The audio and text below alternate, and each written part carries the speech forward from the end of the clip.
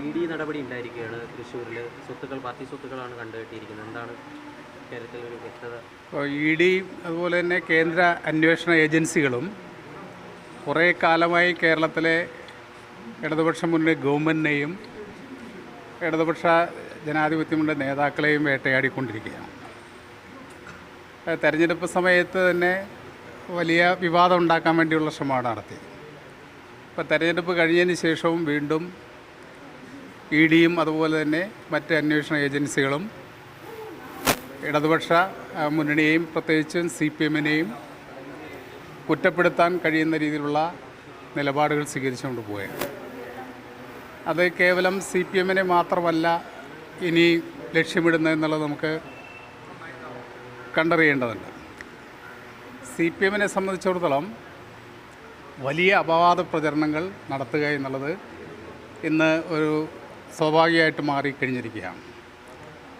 കേരളത്തിലെ ഇടതുപക്ഷ ജനാധിപത്യ മുന്നണിയെ തകർക്കുക എന്ന ലക്ഷ്യം വെച്ചുകൊണ്ടുള്ള പ്രവർത്തനവും നടന്നു വരികയാണ്. അതിന് പ്രധാനമായിട്ടും CPMനെയും CPM അതിന് ലീഡർഷിപ്പിൽ നിൽക്കുന്ന ആളുകളെയും ഒക്കെ തന്നെ തകർക്കാൻ വേണ്ടിയുള്ള വലിയ പരിശ്രമമാണ് നടന്നു വരുന്നത്. അതിൻ്റെ കൂടി ഭാഗമായിക്കൊണ്ടാണ് കോപ്പറേറ്റീവ് സെക്ടറിൽ കേന്ദ്രീകരിക്കാൻ വേണ്ടിയുള്ള തീരുമാനമെടുത്തിരിക്കുന്നത്.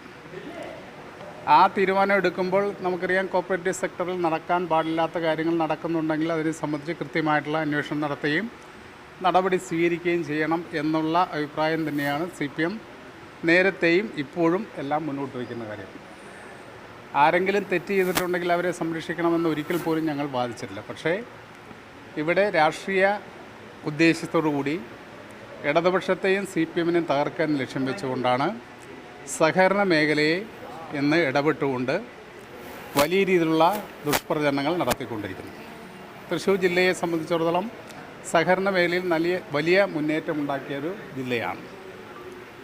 നമ്മുടെ സംസ്ഥാനത്ത് തന്നെ സഹകരണ മേഖലയിൽ വലിയ നേട്ടമുണ്ടാക്കിയൊരു ജില്ല എന്ന നിലയിൽ തീർച്ചയായിട്ടും ആ സഹകരണ രംഗത്ത് ഇടതുപക്ഷത്തിന് വലിയ സ്വാധീനമുണ്ട് എന്ന് തിരിച്ചറിഞ്ഞുകൊണ്ട് ആ സ്വാധീനം ഇല്ലാതാക്കാൻ വേണ്ടി മാത്രമാണ് ഇപ്പോൾ വലിയ പ്രചാരവേലകൾ സംഘടിപ്പിക്കുന്നത്. പാർട്ടി സംസ്ഥാന സെക്രട്ടറി സഖാവ് ഗോവിന്ദൻ മാഷ് തന്നെ അതിനെ സംബന്ധിച്ച് പറയുകയുണ്ടായി. ആ ഇടപെടലെ സംബന്ധിച്ച് രാഷ്ട്രീയമായിട്ടും നിയമപരമായിട്ടും ഇടപെട്ടുകൊണ്ട് തന്നെ ആ കാര്യത്തിൽ പരിഹാരമുണ്ടാക്കാൻ വേണ്ടിയാണ് ഞങ്ങൾ ശ്രമിക്കുന്നത്. ഇപ്പോൾ ഉന്നയിക്കുന്ന കാര്യങ്ങൾ ഇത് നേരത്തെ ഉന്നയിച്ച കാര്യങ്ങൾ തന്നെയാണ്, അല്ലാതെ പുതിയതായിട്ട് ഉന്നയിക്കുന്ന കാര്യങ്ങളല്ല. അപ്പോൾ ഞങ്ങളെ സംബന്ധിച്ചോളം ട്രാൻസ്പെറൻ്റ് ആയിട്ടാണ് എല്ലാ കാര്യങ്ങളും ചെയ്യുന്നത്. ഞങ്ങൾ ജനങ്ങളിൽ നിന്ന് പൈസ പിരിക്കാറുണ്ട്, ഓരോ ആവശ്യത്തിനും പിരിക്കാറുണ്ട്. ആ ആവശ്യത്തിന് തന്നെ ആ ഫണ്ട് ഉപയോഗപ്പെടുത്താറുമുണ്ട്.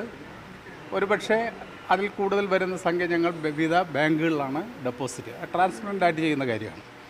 അത് രഹസ്യമായിട്ട് ചെയ്യുന്നൊരു കാര്യമല്ല, അത് ട്രാൻസ്പെറൻ്റായിട്ട് ചെയ്യുന്ന കാര്യമാണ്.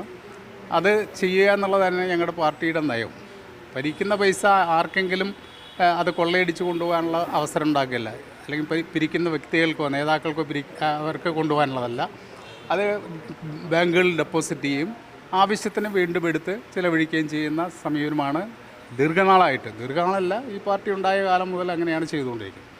അന്ന് വ്യത്യസ്തമായിട്ടുള്ളൊരു കാര്യമല്ല ഇത്.